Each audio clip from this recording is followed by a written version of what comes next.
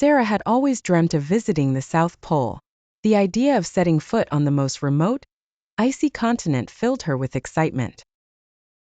As a budding scientist, the opportunity to participate in a scientific tourist trip to Antarctica was a dream come true. However, she soon realized that her romantic notions of exploration would be challenged by the harsh realities of the Antarctic environment.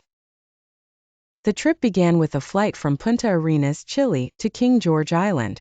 Sarah marveled at the endless white landscape below, gleaming under the sun.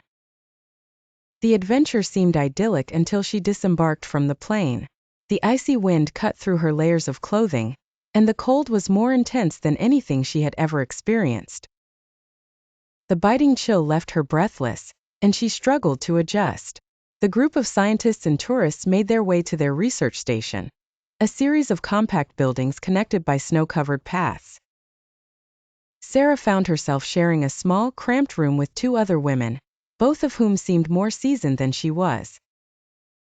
They quickly fell into a routine of collecting ice core samples, studying local wildlife, and enduring the harsh conditions.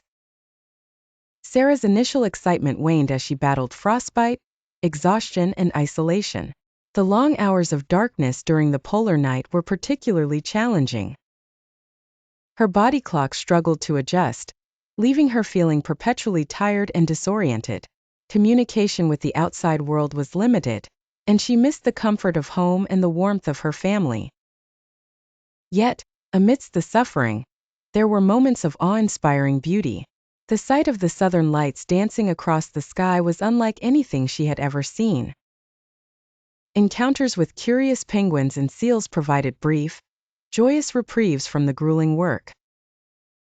Over time, Sarah began to adapt.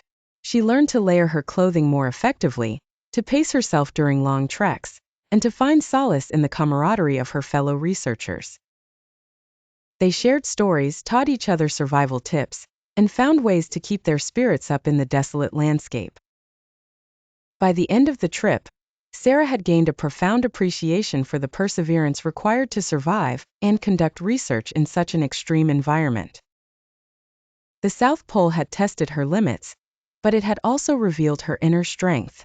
As she boarded the plane to head back to civilization, Sarah knew that she was not the same person who had arrived.